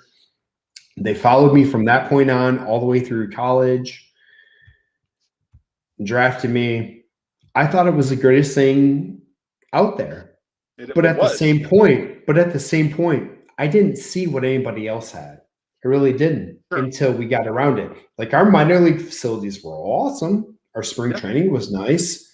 But then when I got to other places and saw what they had, I was like, oh. And the Pirates had their time. The problem is where they're at right now. Because they were really good for a while, where they may not have always been like the postseason contender, but they're going to ruin your life as a team that is a postseason contender because they were good enough to do that. Yeah. But right now they're just And like I tell people, some of my greatest times were spring training. I was a pitcher. I got recruited to college as a first baseman and right fielder and pitcher. I was good at hitting, but I was also left-handed and threw around that 95 range all the time and up. So I quickly became a pitcher only because, hey, why not? Even though I could hit. Yeah. So when I got to spring training, dude, I would get up every morning super early and run down to the cages because I knew they were full of balls and I could hit and nobody was going to tell me no. So I would spend my mornings doing that. I did that forever. My first year, nothing. My second year, I was out there. It was probably the third time I had done it. It was like 5:45 in the morning. All of a sudden, I hear somebody behind me, and you know how those machines are. They're just going. You're not reaching over to hit the button. I'm sitting there. I'm like, I'm hitting this whole fucking hopper. I don't care. I'm having a blast. And there's somebody behind me going, hey, just kick that foot back towards me. You can hear me. Kick it back towards me, like 20 degrees or so. You know what 20 degrees is? Now kick it in about another couple inches. I would do things like that, and he got me tweaked. I was doing good hitting back up the middle, but he got me tweaked to the point that I could hit it right back off the screen of the machine over and over. And I was having a blast doing it. I got done with all that stuff. I turned around. I got Willie Stargell sitting on his golf cart. What are you supposed to say to that? And Willie's like, now get over here. Why don't I know you? I'm like, all right. And I'm like, I'm a pitcher. He goes, kiss my ass. You ain't no pitcher. And gave me the rundown. I'm like, I'm a pitcher. He's like, well, you might have been, but you're a hitter. No. He goes, you can hit. He goes, we're going to talk to people. You get in my golf cart. Let's go. I'm like, oh, shit. Yeah. So I got with him. We went driving off in the golf cart. He goes, and we went into the office. He takes me in there. We talk to people, and they're like, Willie, he's a pitcher. He's our pitcher. He's like, he's a hitter. They're like, well, he's throwing today. You come out and you watch, and you're going to understand, okay? He's like, all right. So he comes out there. I was throwing that day. I was throwing the AA spring training game. I had 3 hitters. I threw 9 pitches. I had 3 outs. It ended the game. I closed the game. I got done. He goes, you could have fucked up, I'm like, what? He goes, you could have let everybody hit homers off you and been a hitter tomorrow. Yep. He goes, but I'll see you tomorrow at 5:30 and we'll hit some more, but your hitting career's over. I'm like, shit. It's Willie Stargell. That's awesome. It's Willie Stargell. I should have listened to him. I would have loved hitting. I honestly would have loved hitting more than pitching. I loved pitching. It was fun. Yeah. I love the intense moments of it. Dude, I loved hitting. I loved hitting more than anything. I was really good at it. What's fun? I was really good at it. Ugh. what people have not been like in that environment don't realize, like those conversations are the absolute best. Yeah. I mean, I've sat in our clubhouse just having, like, you sit down, you have drinking coffee, like talking about pitch calling with Oral Hershiser. You know, I remember my first spring training or my first instructs, it was like, it was Raul Ibanez, Gabe Kapler, Jose Vizcaino. You know, they're just talking stories about, and you're like, you're just sitting there like in the locker going, okay, I gotta stop you. Did you ask Jose, or did anybody ask him about the charging the mound and throwing the shoe and the bat? Or was that like I'll see him tomorrow. I'll ask him then. You know what I'm talking about, though? Was that when he was with not the Giants? Was he with the? That was the Indie League. That was when he was in the independent league and he charged the mound like a crazy madman. Vizcaino did? Yeah. Gotta find that. I'll ask him. He's wonderful. Like, he's such a great dude. It's just. Yeah. No, don't get me wrong. He is. But yeah. I gotta find out. I'll find out, because I feel like it would take a lot to set him off. He's such a great dude. I gotta look it up. Real quick, because it was unbelievable, if I remember it right. Dun dun dun. It's in there somewhere. I gotta find it. I'll send it to you. Okay. I don't want to take away from all the fun we're having, but yeah, man. Like just crazy stuff like that. So, like, what is the craziest moment you ever seen happen on the field of play? Like in a game? Yeah. I mean, I think at this point, like for my career, like nothing really surprises you. You know, like you're gonna see like the bickering or guys throwing at each other, or you know, you've had some fights and stuff like that. I mean, it's always it's what's interesting is like it's not always the event that you're dealing with, it's the people that are involved in it. Mm-hmm. You know, and like sometimes you see guys that are super mild mannered, they don't say anything to anybody, and like they snap on an umpire, they go, you know, charge them out or something like that. And, you know, later on the conversation always comes out like, hey, what's going on? Like, are you okay? Like, that's so out of your personality. So that really is the more interesting part than necessarily like the event that's happened. You know, we had an incident where one of our guys got his leg broke the year before on a slide at second base. And the next year, that year during our instructional league, we're playing this guy's team that took out our shortstop. And man, we like this dude gets hit in the back and nobody said anything. And the next time, like he takes a ball to the lower back, and like the third time, like takes the ball like squared up in the spine. And it wasn't until the third time that I realized, like, man, this guy just got dotted 3 times. Yeah. And, you know, now, you know, it's like, it's an instructs game, and he goes sliding hard into second base, and like our shortstop. He got freaking dotted 3 times in an instructs game? Yeah. Our shortstop like drops a knee on this guy, and I'm like, man, like our dudes are getting after it, you know? And all of a sudden they're like, yeah, this guy slid into our shortstop this year and broke his leg. I'm like, oh, okay. Like now I get it. That makes sense then. I was sitting there going, but it's what? Yeah, so like there's things that happen that you don't really know like the backstory to. Yeah, you know, we had an incident the other day in an extended spring training game where I had a conversation with an umpire because he was running out to watch the ball on a homer, and he was turned around like watching our runner or watching our hitter. And I'm like, dude, why are you watching our hitter? And he goes, well, I wanted to see if he pimps it. So who gives a shit if he pimps it? Like, that's not for you to decide. And, you know, the explanation was that basically, like, he wanted to know if the guy pimped it so that if somebody got thrown out later, he would have prior knowledge of it. And I was like, dude, that literally makes you culpable in this whole situation, because if you allow our guy to get hit because he pimped a homer, that's on you. And what if our guy throws at somebody else? Like, how are you going to handle that? And he's like, well, I'm probably going to eject you. Bro, like, you're out of your mind right now. So conversations with umpires are typically the most fun ones for me as a manager. That's a blast. Yeah. And as far as Old Man Joe's question goes here, Chin music. Did anybody ever tell me to come up and in on someone? No.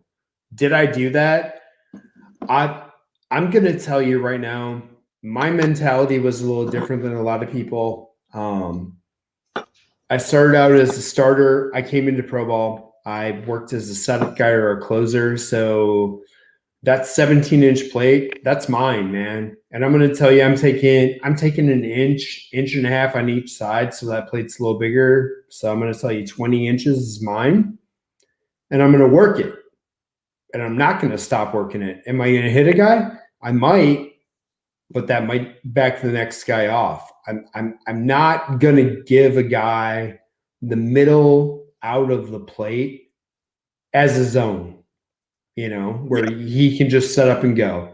And especially in pro ball, you cannot do that.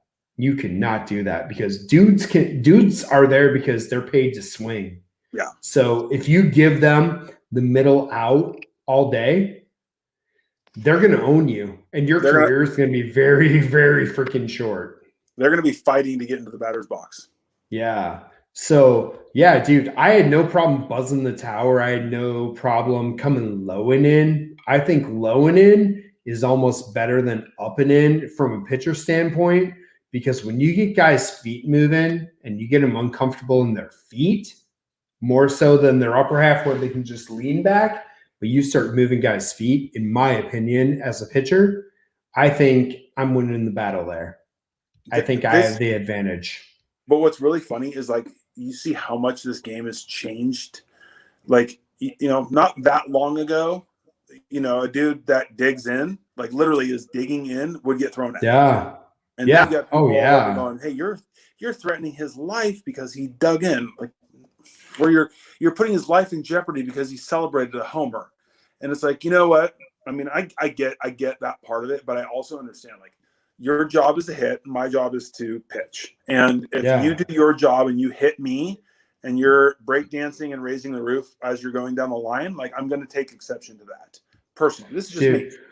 And I'll tell you this, I gave up one home run in pro ball, one, and it was Robert Stratton. It was one of the greatest battles I ever had. That dude carried on to win the AAA home run title a couple times, hitting over 40 home runs a year. When I faced him, it was in the New York Penn League. He was 19 years old, freaking 6'3.5", 255 pounds. The kid was a kid. Monster. He was yoked, and he had full sleeve tattoos already. Oh yeah. I just remember that dude. He was a 2-time first-round draft pick. Like, I want to say got drafted by the Mets and then by the Marlins or vice versa, doing a junior college stint real quick. I faced that guy. He was a monster. He could crush a ball. And when I gave up this home run, it was a 14-pitch at bat. Yeah. And when he finally beat me, he beat me on a 96 mile an hour inside above the hands fastball in Erie, Pennsylvania. And when he hit it, and behind the stadium, there was a terrace about 15 feet up, or a concourse that went to the stadium. That's the hockey stadium. So even higher. And they used to have party on the patio, all that bullshit before games. That dude hit that ball. As soon as he hit it, I took 3 steps forward and put my hand out with my glove, waiting for the umpire to throw me the ball. I knew it was gone. I caught the ball. I turned around, and that goddamn moonshot still hadn't hit. And I heard it hit. I heard it hit the top of the building. And I'm sorry, but I couldn't be anything more than ecstatic, because at the end of the day, when I went to the clubhouse and guys were like pimping on me, going, "You just gave up a monster bomb," I'm like, how do you think you got that far? Yeah. I was that smart ass, because that was my mentality. If I didn't throw it so hard, dude wasn't hitting it that far. And that's the only home run I gave up in my career. I think the hard part is, like, when guys, they hit a homer, and we've seen it, especially with the young guys, you're down 9-1 in the 9th with 2 outs, and you hit a solo homer and you're pimping it. It's like, dude, you're still down 7. Like, it's not, I mean, it's a home run. I mean, it's happened before. You're not the first dude in the history. Yeah. But and you know, if it was on the other side of the barrel where they're up 9-1, so be it. You're kicking my ass. You know what I mean? well, You're giving me billboard material for tomorrow. The thing with Mercedes with the White Sox, like last week. So give me your take. Give me your take on that. You're a manager. You are the manager of your team. Are you going to throw your own guy under the bus when you know that his whole contracts in his life depend on him producing? I 100% disagree with Tony La Russa in the way he handled it, and I will say this: I don't like when you're putting a pitcher on the mound. You're saying the game's over, right? Like the game's over. Yeah, when it's a position player, that's what you're trying to say, right? Yeah. Yeah. Oh yeah. I'm sorry. Yeah. You might like we have a position player pitching. Like we might give up 40 tonight. We're chalking this up as a loss. Like at this point, does it really matter? So how can you get mad at what somebody does when a pitcher is not pitching? You've got a position player pitching. You can't really get mad at what happens. Right. And that's the third time. That's the third time dude has pitched this year. What if Mercedes swung at 3-0 when they're up like 14-2 and popped up? Everybody go, oh, thank you. I'm glad. Like you did us a favor right there. Exactly. Right? But he hit a homer, so it's bad. But if you would have missed it and flown out to deep left center, thank you. You did us a favor. The problem is Tony La Russa should never have come out and said that about his own guy, because now Tim Anderson backs him up, and Tim Anderson is the leader of the team. And then you got Lance Lynn Tony La Russa runs his mouth about Lance Lynn, who's like the leader of the pitching staff. And so you're just alienating your entire team. And then comes out and says something to the effect of like he would be okay with Mercedes getting thrown at. And then the next night he gets thrown at. And then the dude that threw at him gets suspended. If I'm the dude that got suspended, I'm going, wait a second. His own manager just said. Oh yeah, I'm going to MLB. I'm protesting. I'm bringing 100%. In my agent. I'm bringing the video from Zoom because it's Zoom now. I'm bringing all that because it's on record. It's on record. Yeah. His own coach said it's okay. Yeah, and that's where I have the problem with Tony La Russa. I respect him 100% for sure. Okay, and I love what Tony did in the game until he retired. No doubt. But what if that ball? But bringing him back to a game that's beyond him. I'm sorry. The game's beyond him. Terrible. He didn't take the time with his staff to look over any of the emails or any of the new rules. Has blatantly said, "Oh, well, we didn't look at that. Now we know. We know better." You're the number one team in baseball. You could be 5 more games up if you had any clue of the rules. For as many as he's botched this season from not knowing the goddamn rules. So that dude's going off, right? So yeah, 5 games are huge. You tell me, is a five game swing not huge? I don't care if you're leading the division by 3, but 5 games that he's blown by not knowing the rules. Mercedes is swinging it. That dude rakes. Okay. Yeah. So what happens? What happens if you make that comment as the manager? About, I'd throw at him, or it's okay if he gets thrown at, or I wouldn't be surprised if he gets thrown at, or something to that effect, right? What happens if that ball runs up on him and breaks his hand and he's out for 2 months? Are you still going to defend the pitcher and go, well, yeah, you had a dude, that's horseshit. Like you have to defend your players. The guys that you're in the clubhouse with every day, like you better defend those guys before anybody else. Even if they're wrong, you publicly defend them and you pull them in the office and go, hey, dude, like that was a really bad thing you did. You're probably going to get thrown out tomorrow. Don't react. Go to first base and deal with it. Like, but calling him out, a young guy that's like busted his ass to get to the big leagues, man, that's a tough sell for me. I'm out on that. And the whole team, Tim Anderson, Lance Lynn, having that guy's back, like those are the dudes I want on my team. I want to play with. Hell yeah, dude. I want guys that are ready to brawl. Now, bringing that up, have you ever seen a brawl in the locker room? Yeah, I mean, there's been, not at this level, not here with the Dodgers. Yeah. We've had it before with in college baseball, definitely. You get some instances where guys are, around each other a lot and things boil over and things are said. And sometimes it's difficult to move on from. And sometimes those are the things that do bring teams closer because, you're dealing with athletes who are highly competitive, who, like they want to do well just like anybody else. And those things happen. You got to hope that if it does happen, that nobody gets hurt. You don't promote it to happen, but like they do happen. And right. Hopefully that's the end of it. Like hopefully when it does happen, it's typically because things are going on, things are said, things aren't going very well. And then all of a sudden, it boils over. And like, you hope that once that happens, that's the end of it. And, it doesn't have any carryover from there. Yeah. All right. So I'm going to make the major transition. Nobody seems to be asking questions. So I'm going to switch it back over to bourbon before we finish up here. Okay. This has been awesome. All the baseball side. I love that. I know my fans enjoy that. These guys usually drive the questions. They haven't done so much tonight as they normally do, but I've got good at asking the Will Clark questions and stuff. Yeah. So bourbon. My answers must not be that good. Dude, your answers are too good. Usually guys are like, I don't know. And then they carry on and they drive the conversation for us. But you've done a great job, man. So, that's funny. Tim Evans. Tim Evans, you need to tell us about that. Was that you or was that somebody else? Oh no! I need deets on that shit. Oh, Larissa? Yeah, he did. Yeah. He's right. I missed that. But yeah, he did, didn't he? Yeah. I still remember when they found him out in Arizona at the stoplight, passed out for his first DUI. The hard part is, like, sorry, Tim. The dude's had such a great career. Like, it's okay. Yes. It's okay that it's over. It's okay. It is, but he's not okay with it being over. No. And that's the part that gets so hard.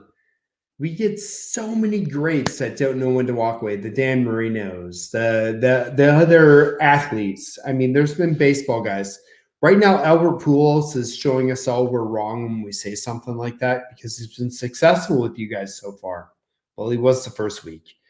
I haven't looked at this week. I'll say this, though. The overwhelming sentiment is that guy's had a profound impact on the clubhouse.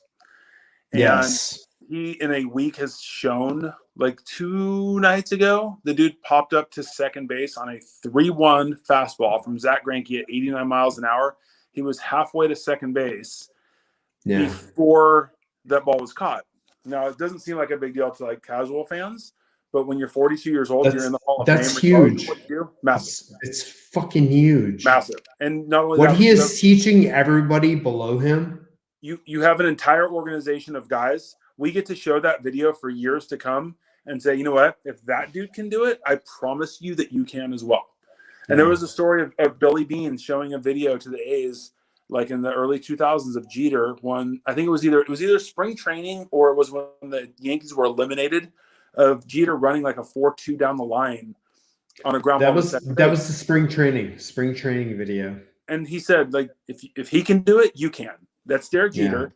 If he can do it, you can do it. And like, that's such a great point because like that dude's accomplished so much in this game. He could cash it in and like not get to first base and nobody would say a word. Yeah. That was him running down the line because he knew it was his last year. And he wasn't leaving anything on the table. He didn't want anybody to take his job. Yeah. He wanted to show you he deserved it. Yeah. And that's just it. So I'm going to ask my 3 questions I always ask at the end of a baseball interview. 1, what is a piece of advice you would give to any player at any level hoping to get to the next level? Okay. As a coach, this is going to come off as really weird. We don't have all the answers. We don't have the answer. We don't have the thing that's going to make you a big leaguer. We are a small piece of the puzzle that's going to help you when combined with the information that you're getting from other coaches. So your career is in your own hands. And so with that, like, you have to do the things that you know you have to do to be successful. You have to understand that the people that are around you, like, I get nothing. no bonus when one of our players makes it to the big leagues. I get nothing out of that other than the fact that like I was a small piece of helping him get there. But I know that like there is not one piece of advice that I'm going to give him that's going to turn that guy into a big leaguer. It's my advice combined with the other guy's advice, combined with the next level that he goes to and what he learns from those coaches and what he picks up from those players. Because in reality, I think players can pick up as much from other players as they do, or more than they do from coaches. I think we are there to like facilitate and help out with the areas that we can. But for the most part, like they're going to learn more from their own success and failure and conversations with other players than they are from us as coaches. So we should be used as resources and not people who are going to provide them with answers. Thank you. So my next question, and sorry, this is a series that I ask all the time. What is something you would tell parents of a current player, no matter the level they're at, that is a primo piece of advice for the player, not for the goal, but for the player? So what would I tell the parents that would help the player? Yeah. I would say sit down, shut up, and watch the game. Don't say anything. Don't remind them what their hitting coach told them to do. Parents need to realize, like, for those kids that are in the box or on the mound, like they are putting enough pressure on themselves. Hearing a parent's voice is not going to help them. When a parent is in the stands and they're going, throw strikes, Johnny, I want one kid to turn around and go, Mom, no shit. What do you think I'm trying to do? Like, we know that was my smart ass. Unfortunately, sorry, Dad. I'm going to call you out. I know you don't watch my lives, but if you do, I love you. Me and my dad used to have that special relationship in high school. I went to several tryout camps during my high school years, from the time I was a freshman to my senior year. My dad was awesome. He took off work. He would take me to all of them. I was on the national board way ahead of time, and I can't thank my dad enough for it.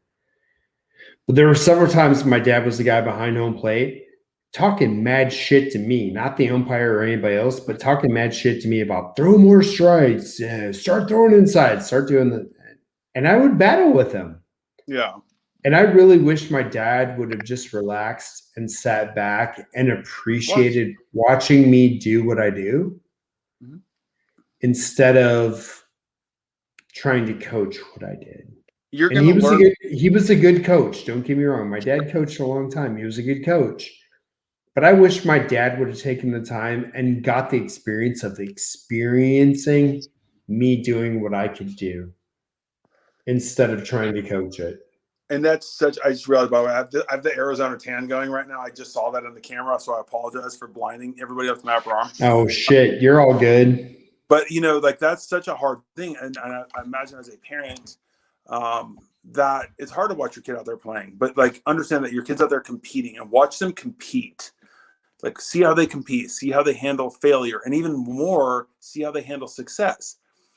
But they are trying to throw strikes. They're trying to hit the ball. They're trying to do the best they can. Like, let them play. Don't rush the process to be recruited. Like, let them go out and enjoy playing the game. Let them go have fun. Like, when they're in fifth grade, nobody's recruiting them anyway. And they could be the best player. Dude, I was the fat kid batting ninth playing right field when I was 13 years old. And like 3 years later, I was an All-American in high school. Like, you don't know what's going to happen. You don't know how kids are going to develop. So, like, back off. And for those of you that know, Tony ended up being the Orange County all-time home run career champion. Not only an All-American, the all-time, dude. That is a huge thing in your area where you were at. And the players that have come out there, that's huge, dude. Yeah, it was a good area. And there was a lot of really good players in that area. And, like, I was really lucky because my parents were super supportive of me in terms of, like, letting me play, but I see it now where, everybody's excited because committed to a college as an 8th grader. Like, that doesn't mean shit, dude. Like, that doesn't mean you're going to this school because you're verbally committed. You've got 4 more years to go prove that you can play. They're just recruiting. I had like 5. I had 5 guys that way. I had 5 guys that way that were guaranteed rides and kept on being told they had full rides, had all this, had all that. You don't know what's going to happen. They won state championships and everything else. And when it came time to go to the school, there was nothing there because there was nothing signed. There was no commitment. There was nothing. I've had kids who have had full rides at top 25 schools. Yeah. Signed, and then got told, well, with COVID and everything else, we've kept guys over. We also brought in a huge recruiting class. You're not going to play. Transfers, 5th-year transfers, transfers. You're not going to play. Even though you got a scholarship, you're not going to play. But I think that's one of the things that we're trying to like impart on our guys right now is like, your goal is to go play as hard as you can, as well as you can. And like, no matter what, that's the thing that people I think lose sight of. I don't care how good you do today or how bad you do today. You have to play tomorrow. And like our guys in rookie ball, if you go 4 for 4 with 4 homers and steal 6 bases and walk twice, like somehow that happened. Yeah. But if that happened, like, you're not going to LA the next day. You're still going to be back here in Arizona, and you still have to go out and show that you can do it again. And so having a great day as a 13-year-old is nice, but like, you're 13, you've got to be able to show that you can do it at 18 to get a chance to do it at 19. And hopefully you do it at 19 so you can continue doing it past that. So for parents, like, just let your kids play, let them enjoy it, and like, let them learn about themselves, because this is a huge part for parents, I think, because this is the first time that you're allowing your kid to be under the control of somebody else. And so you have to allow that to happen. You have to allow that coach to coach, whether you agree or disagree. Like, in the grand scheme of things, who cares? Because they're 7 or 8, like, that's not the end of their baseball career. And because they did really bad at 7 or 8, doesn't mean they're going to do bad at 18 or 19. And if they're all world at 7 or 8, it doesn't mean they're going to make their high school team at 15. No. And that's very true. So last question before we wrap up and go. Sorry, I rambled. Dude, you are not rambling. You are fantastic. I love everything you've brought to the table tonight. I have so many more questions I want to ask, but I don't want to put you on the spot. So my last question, what is a piece of advice you would give to not only a baseball player, but anybody else in life, in the bourbon community, in the baseball world, that is going to help them level up their game and maximize who they are and what they are? Because I think that's something we bring from the baseball world to everywhere else. No matter what you're doing, you're not doing it by yourself. It takes other people. It takes a village. It takes other people to be in your corner, and that means it takes you being in other people's corner. Like, don't be afraid to so I'll give you an example. I had a guy on my podcast who's a minor league coach with the Orioles, and we talked quite a bit about our paths in coaching. And we got acquainted because he sent me a message on LinkedIn, and he's like, "Hey, I'd love to talk about, coaching." And I said, "All right, here's my number. Call me if you want." Which I do with anybody. Like, literally, if anybody reaches out to me on LinkedIn, I will send them my phone number and say, "Call me." And hell yeah. Sometimes they do, sometimes they don't. But like, if you reach out to me, I'm going to give you my phone number. And if you want to talk about coaching, we'll talk about coaching. Him and I talked for like 2 hours. Had a great conversation. It was outstanding. Like, he did a great job. Ended up getting a job with the Orioles, the whole thing.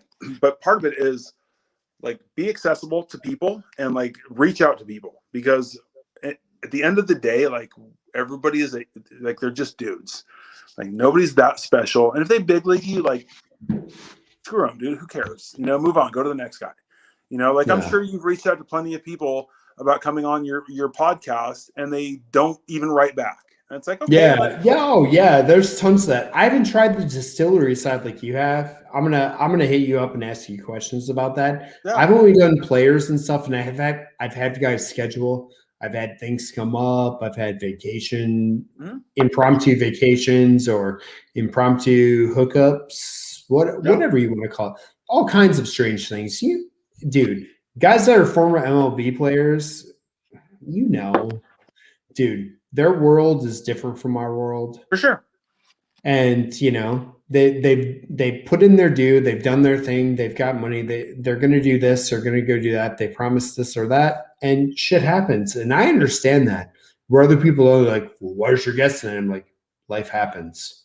What? It is what it is. And if you live that life, you understand shit pops up on a notion or instant. You just don't know. And that's what it is. I had a podcast scheduled for earlier today that I had to bang because I don't have Wi-Fi. I had another one last Sunday that I had to bang because I didn't have Wi-Fi. I'm on my phone right now, which I hate doing, but I have to. Like, dude, you crushed it on your phone. Don't worry about it. Next time, just turn it sideways. Ha. Oh yeah, let me know. Here, we're gonna go here this way. But either way, there you are. Oh, it flipped it back. It flipped it back, or did you flip it back? Why didn't you tell me 2 hours ago? But like, because I don't care. I don't care, man. I'm about the conversation and the good time, not about the visual aesthetics of shit. Yeah, I'm not good looking enough to begin with, but like the reality though is you look better than I do, but I'm an old ass fucking man. This gray and the beard's coming through pretty strong. But you're a youngster, dude. You're a youngster. I'm gonna be 46. You're gonna be 40. Come on now. I'll be 41. I got 40 under my belt. Do you? But boy. But the reality, I take that back. I'm sorry. Is just you need other people to help you along the way. And so because of that, like, you can't be afraid to ask for help. You can't be afraid to, like, because the worst thing you're going to hear is no, or like, so what if you're afraid of that, like, you're always going to have an ugly girlfriend and you're not going to achieve things that you want to achieve. Like, just ask people. And if you're not afraid to hear no, like, just move on. But there's a lot of people that are out there that are willing to help, that are willing to take part in like what you're doing. There's people that think what you're doing is cool or interesting. So like, if you have questions, reach out, and people are going to respond and some aren't. But if you don't reach out, like, I've got a really good friend of mine that I met when I was coaching in Albuquerque. And like, that's one of the things we talk about all the time, dude. Like, reach out. If you want to talk to a coach, reach out. And he's had great conversations with a lot of people that he would say are, bigger than him in terms of the coaching realm, but they've been willing to have a conversation with him because he reached out and asked them. So like, just ask, because there's a lot of people who want to share their advice. That's awesome. So the age-old question: do you recruit a guy when you're in college ball if they have an ugly girlfriend? Yeah, because maybe they don't know what their ability level's at yet. All right, good call. Good call. Dude, Tony, it has been a blast having you on, man. I look forward to hopefully having you on again down the road. This has been great, man. I'm going to hit you up on your channel for sure. Everybody make sure to follow Tony. He's got a kick-ass channel. He has awesome interviews with rock stars, with other whiskey and bourbon distilleries. You got to follow this guy, and you got to root for him in the Arizona League this year. Don't judge me though. The Dodgers have some talent, man. Yeah, I'm telling you. We got some young You guys got some dirty good talent. Don't undersell it. I know you're underselling it, but no, we got some dudes that can play. Woo! You guys got some ballers. So if you get a chance, go to Instagram, go to YouTube, follow Tony at Barrel Proof Baseball Podcast. This guy is bringing the heat. We want to see him grow. We want to see the baseball guys and the bourbon guys grow. I love it. I appreciate having another baseball brother in the mix. Definitely. Thank you for taking the time to come on my show that is minuscule and nothing compared to you, as I'm just starting here. But hey, I've had a blast, dude. It's the same thing. We're all doing the same thing. Like, we're all doing the exact same thing. It's fun to talk baseball. It's fun to talk bourbon. Like, everyone's doing the same thing. It's fun to talk to good dudes about things we love doing. So it makes it even better that way, that we get to enjoy these conversations. So definitely, I appreciate you having me on. Yeah, for sure. And for anybody that's wondering, I'm going to do the after live, but it's not going to be live. So anybody that wants to stay, I just posted a link. You can stay on. We can shoot the shit, drink. It's not live on YouTube. It's not live anywhere else. Tony, you want to stand with my other guys that most of them are other bourbon shows and whiskey shows, you're more than welcome. I turned the live off. Yeah. I turned the live off and let it roll. I'm probably going to run to the bathroom in between. But hey, everybody, my Patreon's down on the bottom. Help the show grow. Hit me up on Patreon, Big League Bourbon. Follow me on Instagram at Big League Bourbon. Follow me along everywhere at Big League Bourbon. Some of my other favorite shows you can check out Bourbon, check out Whiskey Nose, check out Livewire Whiskey, check out Jason Clory and the Mash and Drum, check out My Bourbon Journey, check out Tony and his channel, check out Brandon Larson, our former guest. There are so many great bourbon channels out there that deserve your love, that aren't major, huge monster channels. Hit us all up. You can hit us online. You can hit us on these channels. You can hit us in live chats. We love having you. For everyone else, the link's in the chat. If you want to jump on, jump on. I'm going to take and end the broadcast here, but I look forward to seeing everybody on the backside. Love you. Peace. See you next week. I'm going to try to survive the schlammering at Lord Schlong's this weekend. Cheers, y'all. Thanks again.